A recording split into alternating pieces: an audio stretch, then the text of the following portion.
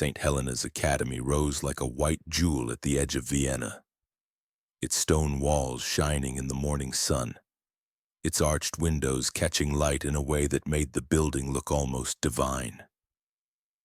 To the noble families who sent their daughters there, it seemed a sanctuary of learning and refinement, a place where innocence would be preserved and polished until it gleamed with virtue.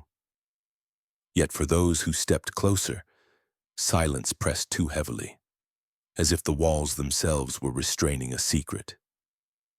No laughter carried from the courtyard, no carefree chatter spilled from the hallways. Every sound seemed muted, as though the building itself had learned the art of suffocation. Inside, the floors shone with obsessive polish, each step echoing into the emptiness as though announcing itself to an unseen listener. Portraits of saints and noble patrons lined the walls, their painted eyes following every child who passed beneath. To outsiders, it was a picture of order, discipline, and godly refinement. But to those who stayed longer, a strange sensation crept in, the sense that the air was too cold, the corridors too symmetrical, the silence too complete. The building felt less like a school and more like a shrine carefully constructed to contain something unspeakable. The noble parents who left their daughters at St. Helena's were blind to such unease. They trusted the reputation of its patroness, Countess Margaret von Hollenberg, a woman praised in court for her kindness and her supposed devotion to the betterment of youth.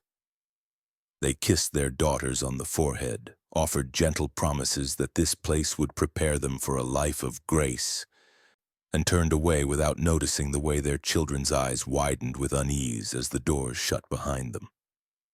The sound of iron bolts sliding closed was always soft, always discreet, but it lingered in the mind of every girl who heard it. For Margaret, the school was not a sanctuary but a laboratory. She had shaped every hall, every classroom, every rule with one purpose, not to educate, but to control. Behind her smile hid a fascination with obedience that stretched far beyond the boundaries of discipline. She believed that pain was not an accident of life, but its purest form of instruction. Knowledge, to her, was not meant to be memorized, but to be burned into the flesh and nerves of the living. And St. Helena's, resting proudly at the edge of the empire, was the perfect cage in which to test her theory. The first lessons were innocent enough on the surface. Girls sat straight-backed at their desks, reciting verses, practicing scales on pianos, stitching embroidery with careful fingers. But even in these moments, Margaret's methods lurked in the details. The chairs they sat on were narrow and sharpened at the edges, cutting into skin if one shifted or slouched. The piano keys were stiff with resistance, designed to strain and bruise tender fingers. The needles for embroidery were thicker than usual, their points dulled to tear at skin rather than glide through cloth. Discipline was woven into every tool, every surface, every breath the girls took within those walls. At first, the girls whispered about the strangeness of it all. They asked why their chairs hurt, why their hands bled, why their bodies ached after such small tasks. But whispers faded quickly at St. Helena's. The silence was cultivated, nourished, enforced. It spread like rot, sinking into each girl until even their thoughts began to feel heavy and dangerous. They learned to bow their heads lower, to speak less, to carry pain quietly as if it were a badge of honor. Margaret watched from her polished corridors, satisfied as their spirits bent under invisible weight. The building itself seemed to join in her mission. Doors closed too softly, erasing the sound of those who entered. Windows let in light, but no warmth. Even the chapel, with its painted ceilings and golden crucifix, felt more like a stage set than a holy refuge.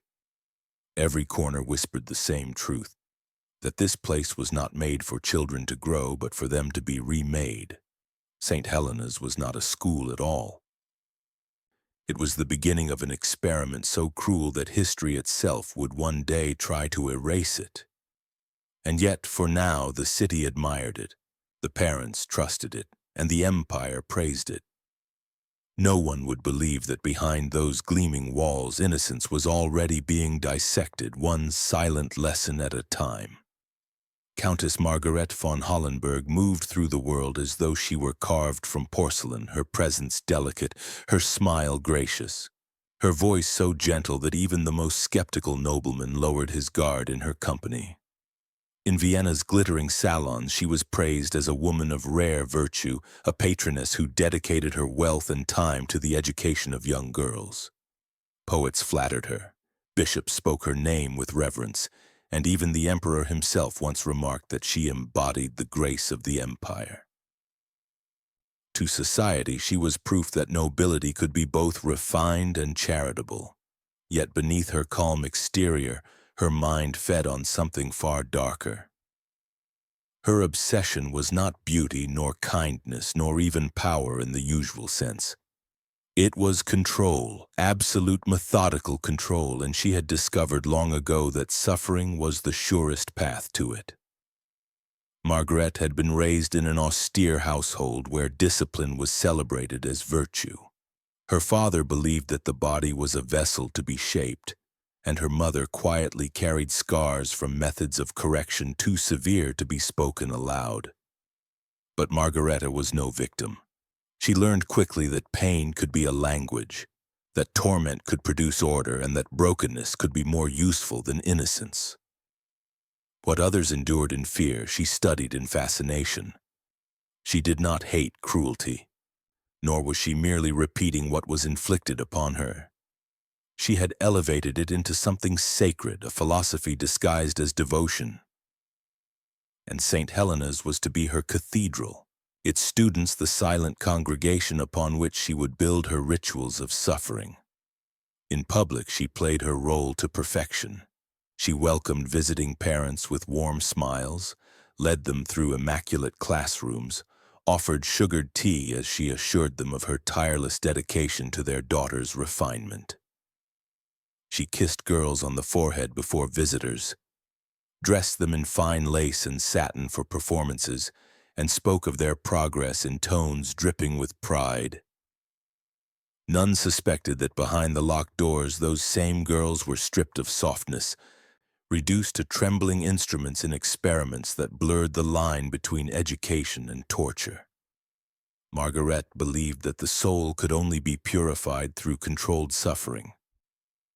She studied old treatises on discipline, mingled them with fragments of Catholic ritual, and reshaped them with her own twisted science.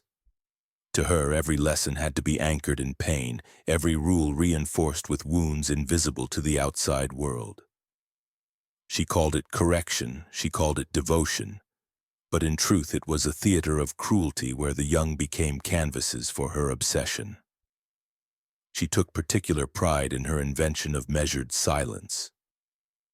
To encourage discipline, she would host feasts in which the girls sat at a table filled with food they were forbidden to touch. Their hands were bound beneath the table, their throats parched, their stomachs aching as they watched her lift morsels to her lips with elegance. She considered it training in restraint, though in truth it was the opening act in breaking down their will. Some fainted at the table, their bodies collapsing onto polished wood, while Margaret recorded every moment in her hidden journals. She wrote of how their eyes dulled, how hunger stripped away pride, how silence became a prison deeper than stone. As the weeks passed, the girls began to learn the rhythm of her cruelty. They realized that kindness was a mask, and that any smile might precede an act of torment. They understood that asking questions would not lead to answers but punishments, and that their survival depended on shrinking themselves into obedience. Yet even in this submission, Margaret found new ways to probe. She studied how the breaking of one girl poisoned the others, how fear spread like disease through their ranks, how hope could be extinguished with nothing more than the sound of a key turning in a lock. It was not enough for her to witness pain. She demanded ritual in its execution. When a girl made the smallest error, Margaret turned punishment into ceremony. A wrong note on the piano meant the girl would kneel for hours on rice kernels until her knees bled, while her classmates were forced to sing hymns around her. A misplaced stitch in embroidery meant the thread was sewn into the girl's own sleeve until it cut into her skin, binding her arm in place as a reminder of imperfection. To Margaret, these were not cruelties but sacred rites, each failure transformed into suffering that could be studied, recorded, refined. What made her most dangerous was not only her invention of torment but her ability to cloak it so completely. At evening gatherings she appeared radiant, her girls lined behind her in immaculate dresses, their wounds hidden beneath long sleeves and pale smiles rehearsed with precision. Nobles applauded their discipline, their refinement, never questioning the haunted eyes that stared past them into silence. Margaret thrived on their blindness, for every applause was another shield against suspicion, another layer of protection for the darkness she tended so carefully behind locked doors. In her mind, she was not cruel. She was a sculptor, shaping souls through the only medium she believed pure enough, suffering. The girls were not children to her but clay, and each scar was a stroke of her hand upon their being. The world outside saw her as a saint. Within the walls of St. Helena's she had become something far more terrifying. A god of pain who measured her devotion not in prayers, but in the quiet collapse of those forced to serve her. And as night settled over Vienna, the academy glowed with candlelight, its windows like watchful eyes staring into the dark. The empire slept peacefully, unaware that within its borders, an altar had already been built where innocence would be sacrificed one lesson at a time. The days at St. Helena's began as they always did, with bells echoing through marble corridors and the sound of polished shoes shuffling into rows. Piano keys rang out in stiff exercises, embroidery needles pricked through linen, and the smell of chalk and wax filled the classrooms. To anyone glancing in from outside, it seemed like a perfect order, a routine built for refinement. But inside those walls, the air grew heavier each morning as though some unseen hand was tightening a rope around the entire school. It began quietly, without announcement. A girl was summoned during class, her name spoken by Margaret with the softness of a mother's invitation. She rose from her seat, curtsied politely, and followed the Countess down the corridor. The door shut behind them, the sound light as breath, but the lesson continued as though nothing had happened. Hours passed, the piano keys still struck, the embroidery needles still pricked, yet the chair remained empty. By evening, when the others filed into the dining hall, there was no sign of her. The instructors offered no explanation. A plate was removed from the table, the name unspoken, and silence pressed heavier across the group. The next day, another name was called. Again the pattern repeated. A curtsy, a soft smile from Margaret, the echo of steps down the corridor. The chair left behind grew colder with each passing hour. This time the whispers among the girls did not fade so quickly. They asked each other where their classmates had gone, why no one returned, why the adults spoke of nothing. But whispers were dangerous currency at St. Helena's. Fear was trained into them, their tongues weighed down by the memory of punishments that followed even the smallest question. They glanced at each other with hollow eyes but kept their mouths closed. Obedience was survival. Behind the locked doors where the vanished girls were taken, Margaret refined her rituals. The first child was bound to a wooden chair fitted with thin metal rods beneath its seat. Each rod was sharpened to a point positioned to pierce flesh when weight pressed upon them. She called it the seat of posture, insisting it corrected the slouch of young bodies. But as the girl's weight bore down, the points entered her skin, shallow at first, then deeper with every shiver and movement. Her silence was forced by a cloth soaked in vinegar pressed into her mouth, the acid burning her throat as she gasped. Margaret watched calmly, making notes in her journal about how the body resisted, how blood welled in circles, how the will collapsed when even the act of breathing became pain. The second child faced a different trial. Margaret believed the soul could be purified through fire, but fire left marks too visible, too obvious. So she devised an incense of herbs mixed with powdered resin and ground glass, burned beneath an iron funnel that forced the smoke into the girl's lungs. At first the child coughed, her body jerking violently, but soon the smoke coated her throat and clung to her chest. Her breath grew shallow. Her eyes swelled red and her body twisted as the glass tore her lungs from within. When she finally stilled, the smell of sweetness and ash filled the chamber. Margaret stood above her, serene, murmuring to herself about how devotion required surrender and how silence could be extracted like marrow from bone. No screams carried through the academy. The chambers had been built to swallow sound, their stone walls thick, their doors padded with leather. What drifted outward instead was a faint, strange incense seeping through cracks, carried along the corridors. The girls smelled it during their lessons, sharp and sweet, unlike anything they knew. They looked at each other with wide, frightened eyes, but none dared speak. They only stitched their embroidery faster, struck the piano keys harder, their small bodies trying to bury fear beneath the weight of obedience. By the third vanishing, the pattern was undeniable. Every day a chair was left empty, every evening a plate was removed, every night the dormitory whispered with the absence of one more breathing body. The instructors, loyal to Margaret, enforced silence with cold eyes and rigid discipline. They explained nothing, punished questions with lashes across the palm, and reminded the girls that obedience was the highest virtue. And so the children carried their fear like a second skin, learning that to survive meant not noticing what was being erased around them. Margaret, in her mind, saw not disappearances but progress. Each vanishing was another step in proving her philosophy, another life transformed into a note in her silent symphony of control. She believed herself not cruel but enlightened, a custodian of truth hidden from weaker minds. To her, the absence of screams was proof of success. The empire outside applauded her name, while within her walls innocence was already being consumed by ritual. And as night settled once more, the academy stood as it always had, a shining jewel at the edge of Vienna. Parents slept believing their daughters were safe. Nobles boasted of Margaretta's virtue, and the emperor's court spoke her name with pride.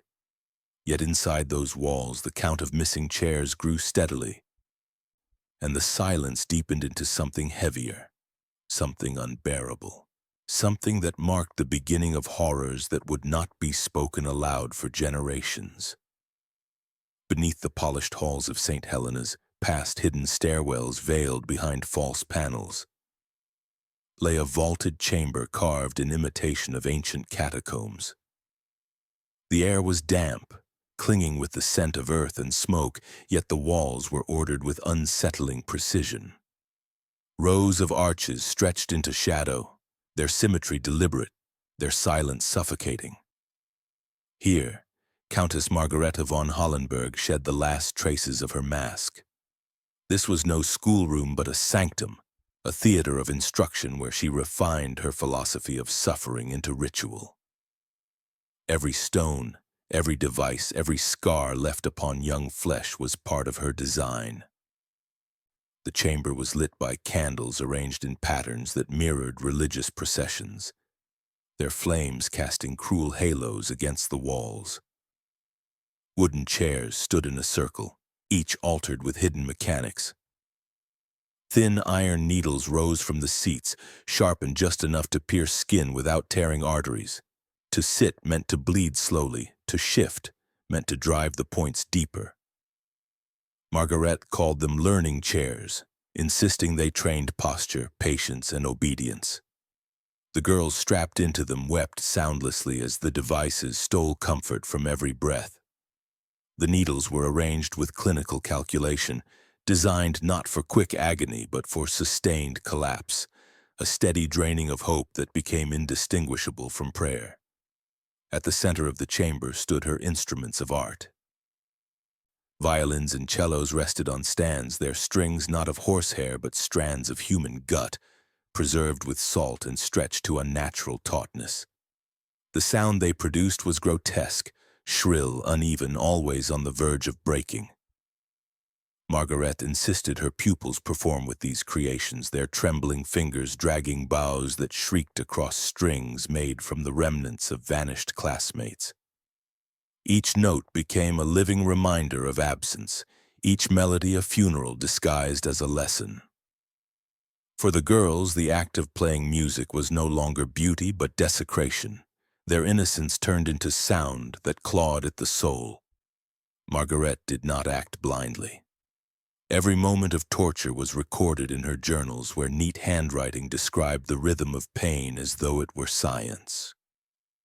She documented how long a child could remain conscious in the chair before fainting, how the body spasmed when pierced lungs tried to sing, how terror sharpened or dulled memory. She claimed it was research, a search for truth hidden beneath the surface of flesh. But in truth it was devotion to cruelty elevated into ritual. She believed knowledge had no worth unless carved into the body, and so she taught with blades, with fire, with silence. One girl, chosen for her gift in music, was strapped into the chair and handed a violin strung with human gut.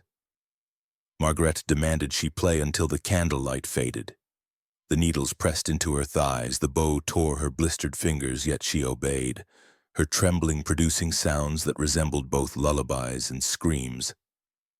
By the time she collapsed, her hands shredded, her voice gone from suppressed cries. Margaret only smiled and murmured that perfection required sacrifice. Another girl, weaker in spirit, was forced to recite scripture while her wrists were bound to iron rods, heated just enough to blister skin. She faltered midway through the psalm, her body writhing as flesh burned, and Margaret struck her face with calm disdain, reminding her that purity was measured in endurance. She died quietly that night, her mouth frozen around words unfinished. The chamber was not only for punishment, but for transformation. Margaret believed each child must be stripped of self until nothing remained but obedience. She staged processions where the surviving girls were forced to march past the corpses of those who failed, their faces painted to look serene, their wounds arranged to resemble holy stigmata. To Margaret, this was education, the living learning from the dead, each step sinking them deeper into her doctrine of silence. The girls walked with hollow eyes, their childhood erased, their minds breaking beneath the weight of fear. They knew they could be summoned next, strapped into devices that turned life into ritual pain, and that the only choice was to obey until obedience consumed them entirely. What disturbed most was how calmly Margaret carried herself in these ceremonies. She wore her gowns as though attending mass, her movements deliberate, her voice never raised. She kissed the foreheads of dying children, whispered blessings as she tightened straps, and gazed with fascination as life flickered out of their bodies. To her, death was not an end, but a note in her symphony of control. Each loss deepened her conviction that she was sculpting something greater than knowledge, something eternal, something that justified every scream buried in stone. The chamber beneath St. Helena's grew heavier with each ritual, its walls soaked with sweat and blood, its silence thick with memories of children who never returned. Above, the academy remained a shining jewel, admired and trusted, its halls echoing with polite music and perfect manners. But below, innocence was dissected and consumed, one ritual at a time, until even the survivors no longer recognized their own reflections. And still, Margaret believed this was only the beginning. Above the vaulted chamber where cries were smothered in stone, the world of St. Helena's glittered with false serenity. Margaret knew how to polish appearances with the same care she devoted to crafting torment. She greeted visitors in drawing rooms filled with candlelight and porcelain, her gowns gleaming, her hair arranged with deliberate modesty that only enhanced her aura of virtue.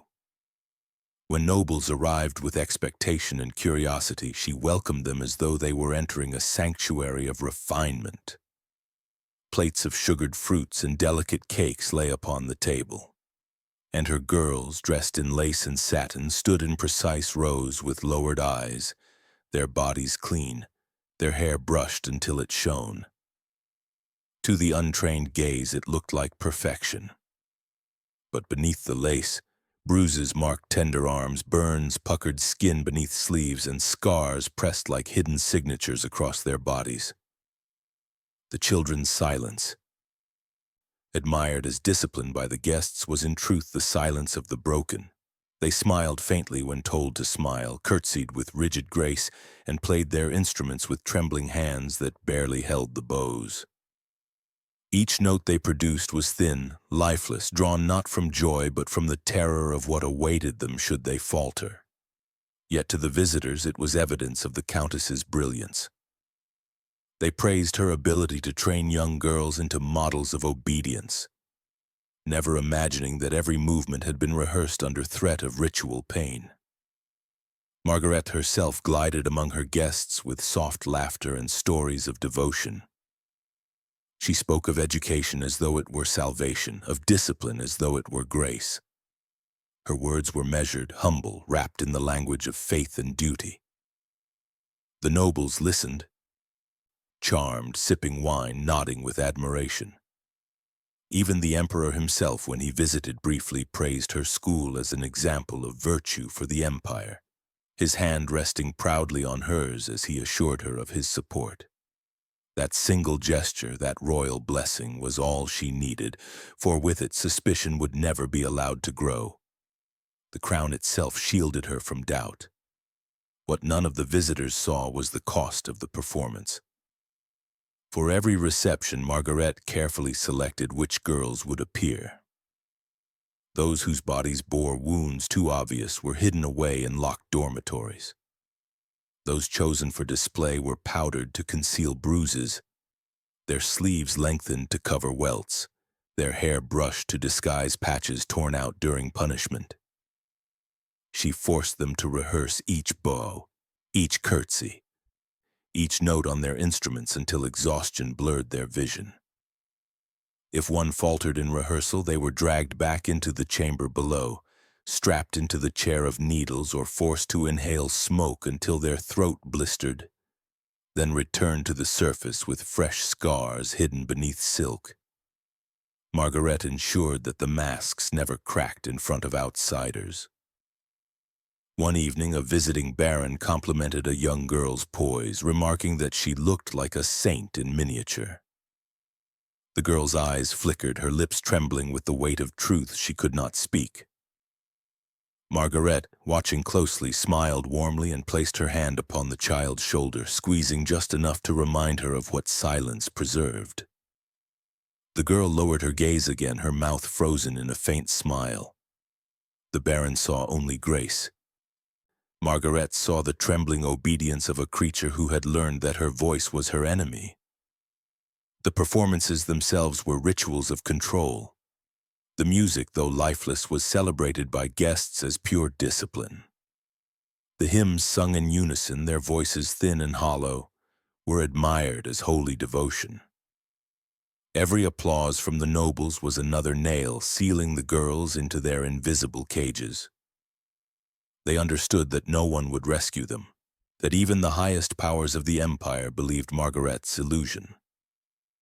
Their despair deepened with every smile directed at their captor, for they saw clearly that the outside world adored the very woman who destroyed them. Margaret thrived in these evenings. For her, the praise was not only protection but affirmation. She believed that if the emperor himself saw her work as noble, then her philosophy was sanctified. She convinced herself that her cruelty was not cruelty at all, but service to a higher truth. The girls were no longer children in her mind, but instruments, each note of their suffering tuned to her vision. She bathed in the admiration of society while beneath their feet corpses lay in quicklime, their flesh dissolving into silence. The duality filled her with a sense of power so intoxicating that she began to view herself as untouchable, beyond morality, beyond judgment. Yet even as she smiled and charmed, the toll of her methodical cruelty lingered in the room like a shadow. Some guests noticed the glassy stare in the girls' eyes, the way their smiles never reached their faces, the stiffness of their movements. But these observations were brushed aside with explanations of discipline, of refinement, of noble restraint. No one dared question the Countess openly, for to do so would be to question the Emperor's own endorsement, and so the mask of innocence remained flawless. When the guests departed, when the candles were snuffed and the plates cleared, Margaret would descend once more into the chamber below. There, among the devices of torment, she removed her jewelry, laid aside her silks, and took up her journal with calm devotion. She recorded each performance not as deception, but as triumph. She believed she had proven that suffering could be hidden within beauty, that torment could wear the face of grace. Above, Vienna slept in ignorance, confident in the virtue of St. Helena's. Below, the Countess continued her lessons, carving knowledge into flesh, perfecting obedience one death at a time. And as dawn approached, the academy stood gleaming once more, admired from the outside, cursed within, its silence preserved by the very applause that ensured its horrors would remain unseen. At St. Helena's, silence had always been the unspoken law. It crept through the corridors like smoke, smothering laughter, choking questions, and pressing down upon the girls until it became a second skin. But when whispers began to rise, faint and trembling, Countess Margaret von Hollenberg crafted a punishment that would bury them forever. She called it the rite of silence, a ceremony in which resistance itself became raw material for her doctrine. To disobey was not merely to be corrected. It was to be remade, body and soul, into a living example of obedience. The ritual was performed not in secrecy, but with deliberate exposure. When a girl was caught speaking after lights were extinguished or crying softly during lessons, she was summoned from her peers and led below. The other children were marched behind her in order, forced to witness what awaited those who gave voice to fear. In the chamber of instruction, candles were arranged in a circle, their flames bending as if reluctant to illuminate what followed. Margaret moved with the calm of a priestess, her silk gown rustling softly as she prepared her tools. The air smelled of vinegar and wax, sharp and cloying, a scent that lingered in memory long after breath left the lungs. One girl, chosen for her trembling protests, was restrained in a wooden frame that held her jaw open. Margaret threaded a long strand of horsehair through a curved needle and with steady hands began stitching the soft flesh of her tongue. Each pierce tore through taste and nerve, binding movement into mutilation. The child's body writhed, her muffled cries reduced to wet gurgles that filled the chamber with grotesque rhythm.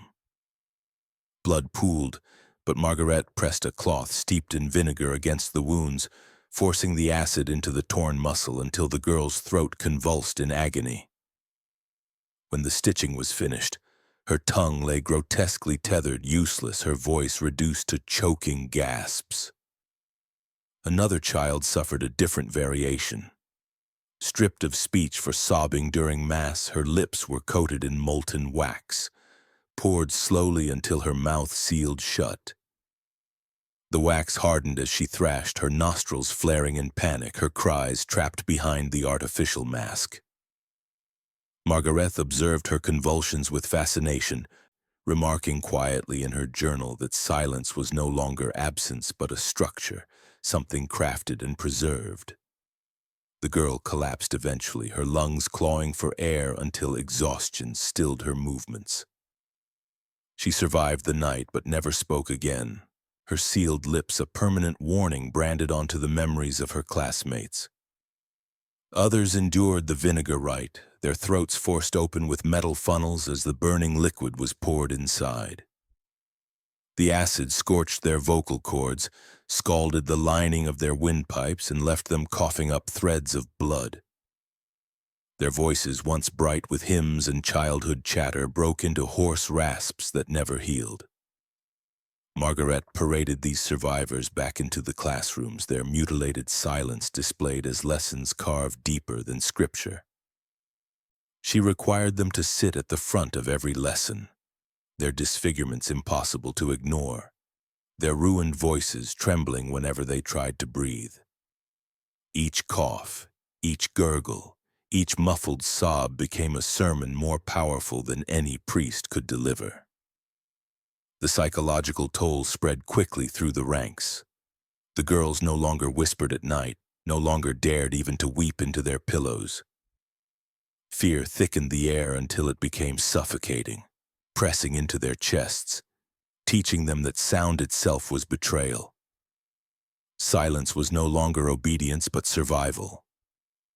Their eyes carried the weight of terror.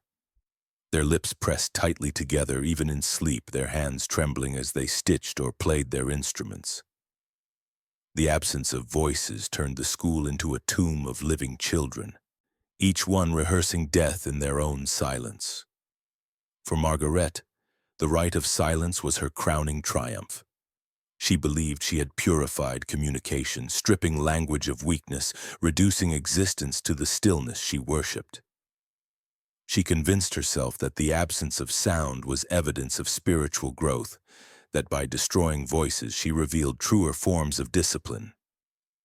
Each mutilated child was not a victim to her but a monument.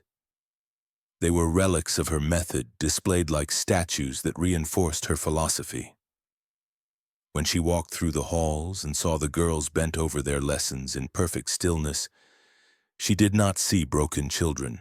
She saw an empire of silence, a cathedral of obedience carved from flesh.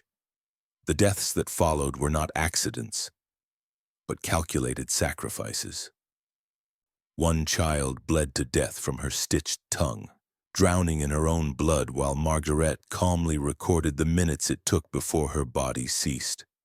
Another suffocated behind wax-sealed lips, her lungs bursting with the effort of screams never heard.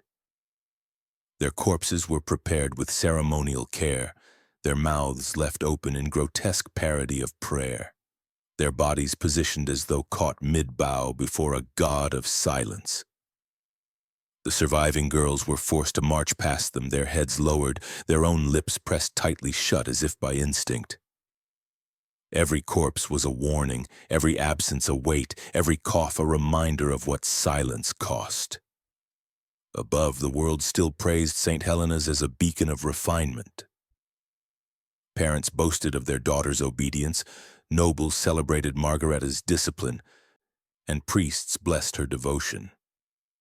They never saw the mutilated mouths hidden beneath lace veils, never heard the hoarse gasps echoing through the dormitories. Silence remained the Academy's proudest virtue, admired by all who never realized that it had been built upon tongues severed from speech, lips melted into wax, throats burned until breath itself became agony. And within this silence, Margaret thrived. The silence Margaret had cultivated became the foundation for her next obsession. To her, discipline was no longer enough. She hungered for knowledge, not the kind inscribed in books or whispered in salons, but knowledge etched into flesh itself. The Enlightenment had promised humanity reason and science, but in her hands these ideals warped into instruments of torment. She convinced herself that true understanding could only come from peeling back the layers of innocence and watching how life trembled beneath her control. She believed she was lifting the veil of creation, uncovering secrets that ordinary scholars lacked the will to confront. The chamber beneath St. Helena's was transformed into her laboratory. Tables once used for lessons were stripped bare and replaced with iron slabs. Hooks hung from the ceiling, surgical knives gleamed under candlelight, and jars of ink and acids lined the shelves. Margaret wore white gowns now, practical and unstained by finery, for she saw herself as a scientist, a pioneer whose work would one day be remembered as sacred. The children she selected were no longer called pupils, but subjects.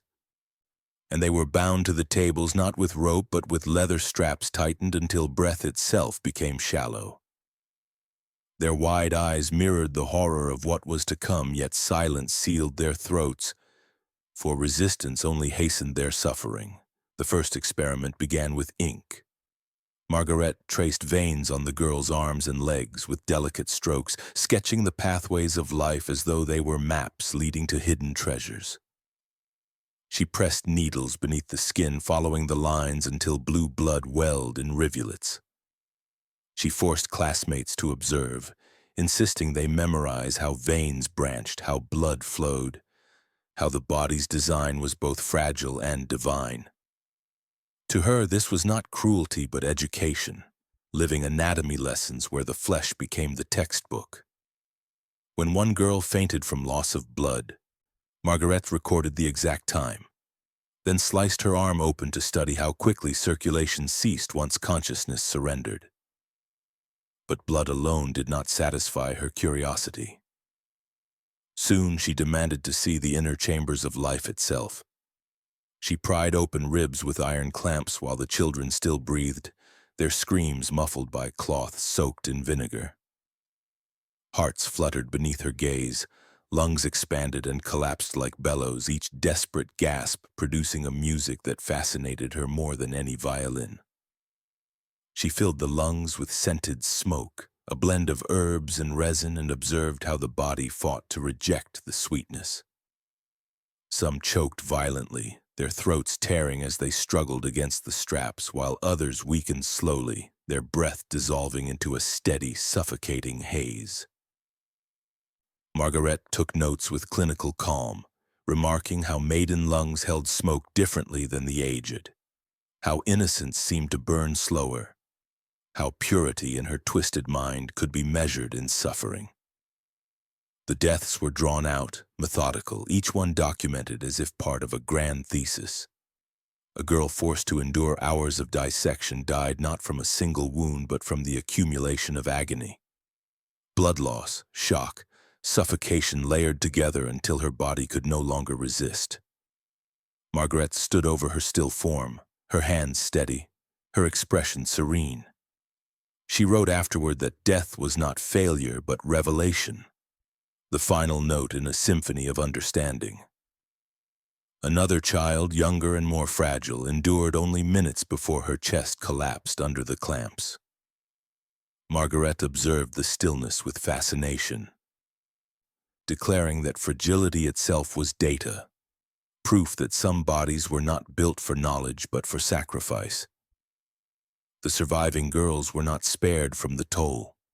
They were forced to witness the dissections, made to stand at the edges of the chamber as their classmates' lives were carved away. Margaret insisted that to learn they must not turn away. Their eyes burned with terror, their bodies shook, but they obeyed, for silence was still law. Some fainted only to be doused with vinegar and forced to watch again. The psychological torment was as deliberate as the physical, for Margaret understood that breaking their minds was as essential as cutting their flesh. The more hollow their stares became, the more convinced she grew that her work was divine. By now, St. Helena's no longer resembled a school. It was a place where every breath carried the weight of dread, where every sound of footsteps in the hall could mean selection for the table. The girls lived in perpetual terror, unable to sleep, unable to hope, knowing that innocence was no shield against dissection. Even their prayers grew twisted, whispered not for salvation but for invisibility, begging only that Margaret's gaze pass them by for one more night. Above ground, however, the mask remained perfect. Parents still sent letters of thanks, nobles still offered donations, and priests still praised the Academy's discipline. They never saw the bruised wrists hidden beneath lace cuffs, the haunted eyes that refused to meet theirs, the faint scent of smoke clinging to the hems of gowns. The Empire's faith in Margaret shielded her still, granting her freedom to deepen her horrors unchecked. Margaret herself felt closer than ever to transcendence. Each corpse was catalogued, each dissection marked with precision, each death sanctified in her mind as another step toward revelation. She believed she had uncovered truths no scholar dared to touch, truths buried in blood and agony, truths that justified every body lost. To her, the girls were no longer children but vessels, emptied one by one to fill her ledger with the secrets of creation.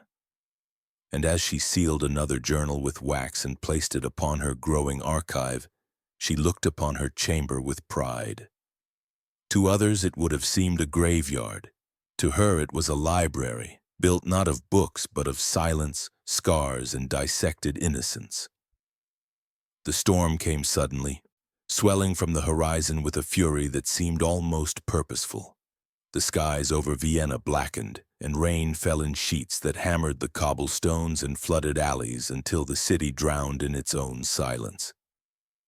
St. Helena's, perched on its proud foundations at the edge of the city, stood against the gale like a fortress. But stone is never invincible, and water has always been the patient enemy of walls built upon lies. As the storm raged through the night, its torrents pressed against the academy until the mortar cracked and its secrets began to bleed outward. The walls wept first, thin streams of water trickling through hidden seams and narrow vents. Servants lit candles and rushed to gather buckets, but their eyes widened when the trickles ran black, carrying with them flakes of bone and strands of hair that clung to the water like weeds. Beneath the foundations, corridors long concealed were forced open by the flood.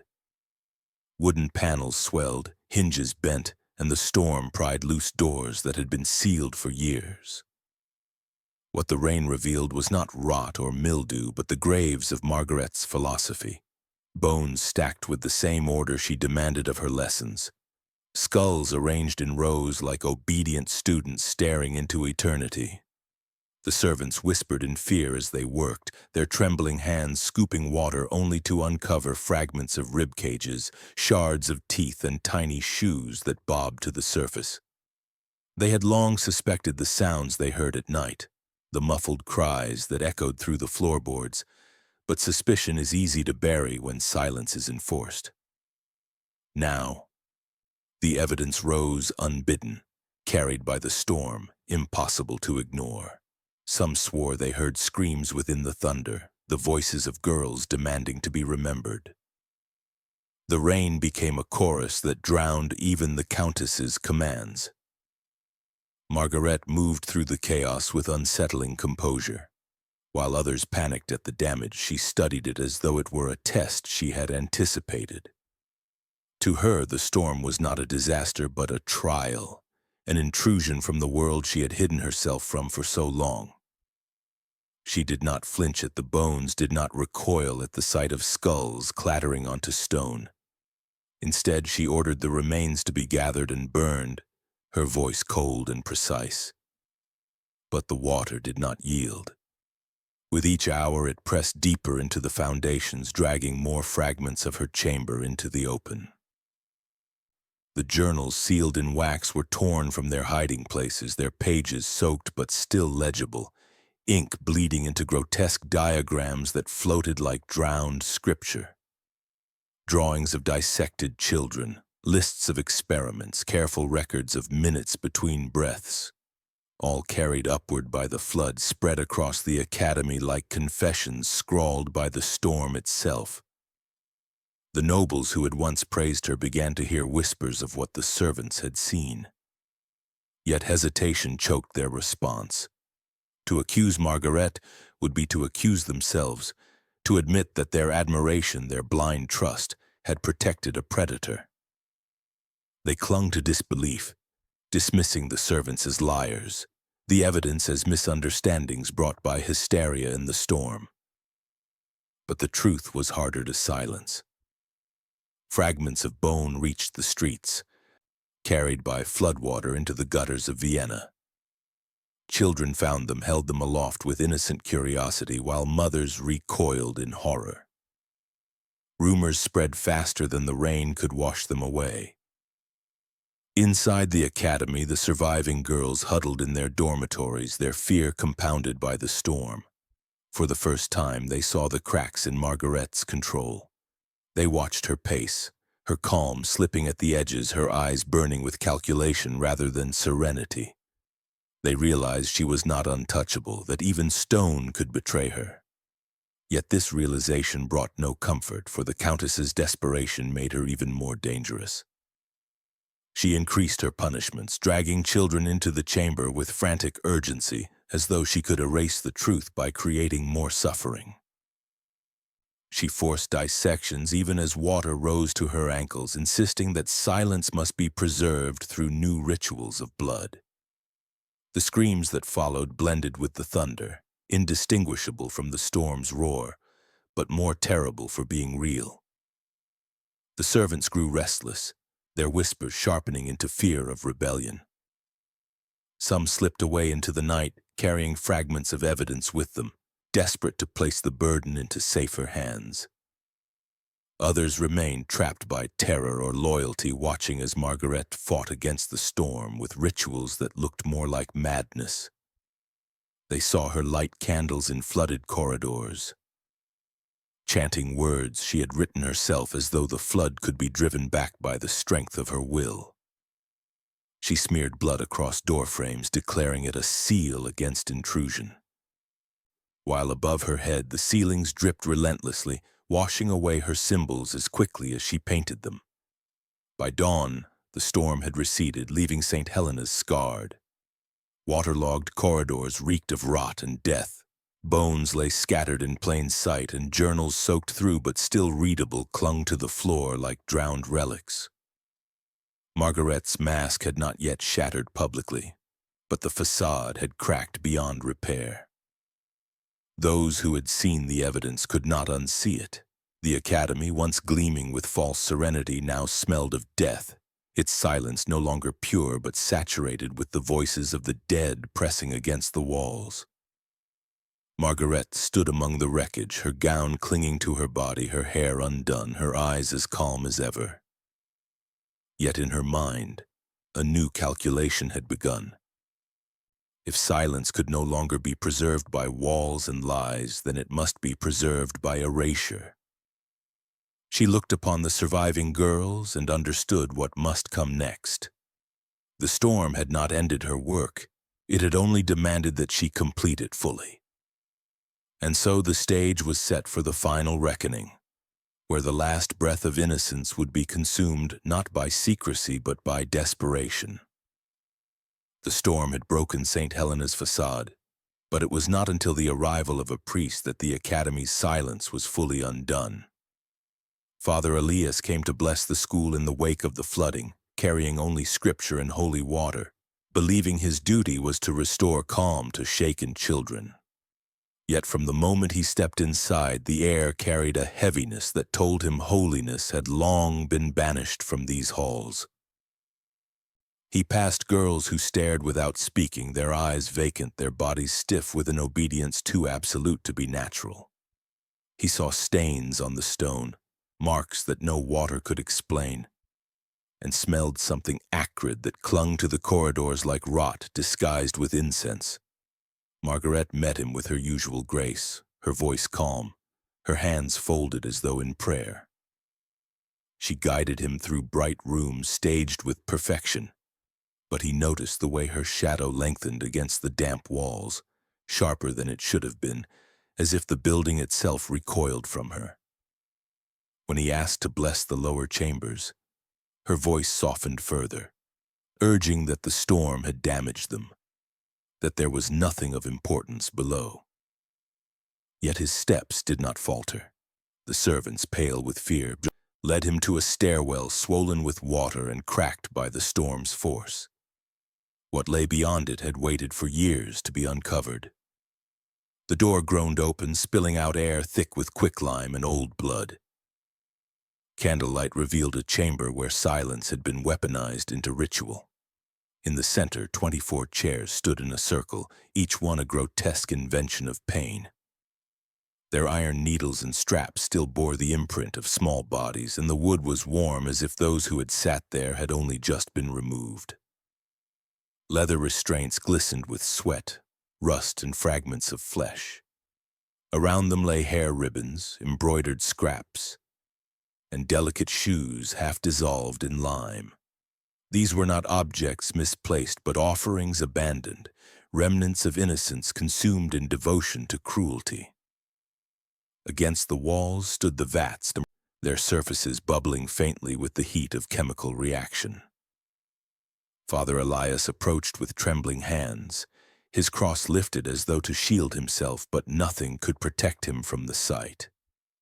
Within the milky water floated bones stripped of identity, their edges softened by the lime, their shapes disintegrating into sludge. A child's skull bobbed upward, hollow eyes tilted toward the ceiling, its jaw loose, as though caught mid-cry. Another vat held nothing but hair, long strands tangled together like weeds in a drowned pond. They drifted in silence, a mass grave reduced to fragments unworthy even of burial. The priest's voice faltered as he whispered prayers, but each word dissolved in the stench. His eyes moved to a desk at the far wall where Margaret's journals lay stacked and swollen with water. Their pages bore careful diagrams of human anatomy, not drawn from corpses but from the living. Notes described lungs filled with smoke, tongues sewn shut with horsehair, hearts measured by the minute until they stilled. Each entry was signed with precision, as though cruelty had been elevated into scholarship. Father Elias closed the book with shaking hands, but the knowledge within had already entered him, a poison of memory that would never leave. When word of the chamber spread beyond those walls, Vienna trembled. The nobility, once quick to praise Margaret's devotion, now fell into frantic denial. To accuse her was to accuse themselves of blindness, to admit they had applauded the very rituals that destroyed their daughters. Parents demanded answers, priests whispered of heresy, and the emperor's court shifted uneasily beneath the weight of shame. Yet none could argue with the evidence. The bones, the journals, the instruments, the circle of 24 chairs still radiating the warmth of stolen life. The truth had been forced into the open, and silence could no longer protect it. Margaret, confronted with this revelation, did not weep or beg. She stood with her head high, her voice calm, insisting she had sought knowledge where others lacked courage. She claimed her students had been sanctified by their suffering, that they had become vessels of truth greater than themselves. Her serenity was more damning than any confession, for it revealed a mind so lost in ritual that morality had been erased. To her, the chamber was not horror but cathedral, its devices not instruments of torture but altars of discovery. She believed herself untouched, even as the empire reeled. The survivors were the cruelest evidence of all. Their silence, once mistaken for obedience, was now understood as terror carved into their very bodies. Some stared blankly at the walls, lips trembling but sealed, throats scarred from vinegar burns. Others collapsed at the sight of the priest, their bodies convulsing in fear at the memory of straps and needles. They were alive, yet their lives had been hollowed out, their childhood stolen and displayed as proof of what silence could cost. And so the reckoning spread beyond the walls of St. Helena's. The empire could no longer deny that its devotion to appearances had protected evil. The applause of nobles, the blessing of the emperor, the reverence of priests, all had built the shield beneath which Margaret thrived. Now that shield was shattered, leaving only the image of 24 empty chairs, still warm, still waiting, as though demanding that someone take notice at last. The revelation of St. Helena's did not fade quickly. Vienna reeled beneath the weight of what had been uncovered, its nobles silenced not by reverence this time, but by shame. For years they had praised Countess Margaret von Hollenberg, held her as a symbol of virtue, and defended her with blind admiration. Now the truth exposed their complicity.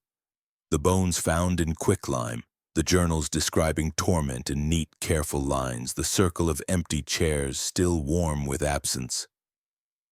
All became a stain upon the empire that no decree could wash away. The scandal forced laws into existence. The emperor's court, desperate to restore faith, and decreed that no private academy would again be trusted without inspection. The state demanded full oversight. Investigators granted authority to search, question, and dismantle any institution that echoed St. Helena's discipline. Nobles pretended to celebrate these reforms, though each new law was also a quiet accusation. They had failed their daughters by giving them to a predator in the name of refinement. Now, through sudden vigilance, they sought to erase the memory of their blindness. But the truth had already carved itself too deep. The reforms, though necessary, came as monuments not to foresight, but to failure. Margaret herself vanished before judgment could reach her. On the night of the priest's discovery, she slipped away through corridors cracked by floodwater, leaving behind her chamber, her journals, and her broken students. No one ever saw her body. Some whispered she fled into the countryside, protected by allies who still called her misunderstood, a visionary unappreciated by her age. Others believed she found shelter in a convent under a false name, kneeling in prayer as though she could cleanse herself through the very faith she had mocked with her rituals. Darker rumors claimed she never left Vienna at all, that she walked among the nobles under another face, smiling as they clasped her hands, still shielded by the blindness that had always protected her. Whatever the truth, she was never brought to trial, never forced to answer for the 24 dissolved in quicklime. Her name was struck from the noble records, her lineage erased, as though silence could kill her memory more effectively than any blade. But silence, as St. Helena's had proven, does not erase, it only conceals. The journals survived, water-stained but legible, locked away in guarded archives. They were too dangerous to destroy, yet too damning to release. Scholars read them in secret, their stomachs turning at the careful descriptions of dissection, the timings of death, the observations of suffering disguised as science. Some argued they should be burned, others insisted they must endure as warnings.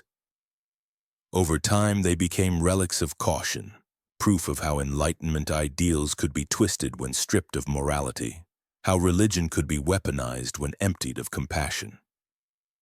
Professors used them as examples in lectures, priests condemned them as heresy, and lawmakers cited them when drafting protections for children. Margaret's hand was gone, but her words endured, poisonous scripture that reshaped society through fear of repetition. The survivors were the most haunting legacy. Those who lived through her chamber never returned whole. Many were placed in asylums, their minds fractured by memories of stitched tongues and dissected bodies. Others lived quietly under family care, their silence mistaken for modesty by those who never knew its true cause. They were shadows, moving through life with scars hidden beneath sleeves and collars, their eyes carrying a hollowness that time could not mend. They became the living monuments of St. Helena's. Proof that survival does not always mean freedom. That life after cruelty can itself be a form of torture. The building itself was torn down, its stones scattered as though dismantling it could dismantle the memory of what had happened within. A monument was raised in its place, though no names could be carved into its surface. The quicklime had erased too much, leaving only fragments without identity. The inscription read only, "For the innocent who were silenced." Visitors left flowers there, though no family could stand before it certain that their child was among the dead. The monument stood not only as remembrance but as accusation, its silence heavier than any sermon. Yet history does not end neatly. Generations later, whispers of St. Helena's still surface, carried into classrooms, parliaments, and churches.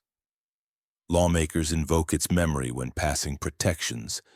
Teachers speak of it as a warning against blind obedience, and priests remind their congregations that evil often wears the mask of devotion. Some argue it was the crime of one diseased mind, an aberration of history. Others suggest it was a mirror held up to society's indifference, proof that evil thrives when clothed in refinement and shielded by praise. And so the question lingers. Evil at St. Helena's did not roar. It smiled. It served sugared fruits, played hollow music, and bowed before nobles who applauded its discipline. It lived in silence until the silence itself became its weapon. And if it lived once, it can live again, hidden under another mask of innocence, waiting for blind trust to open its doors.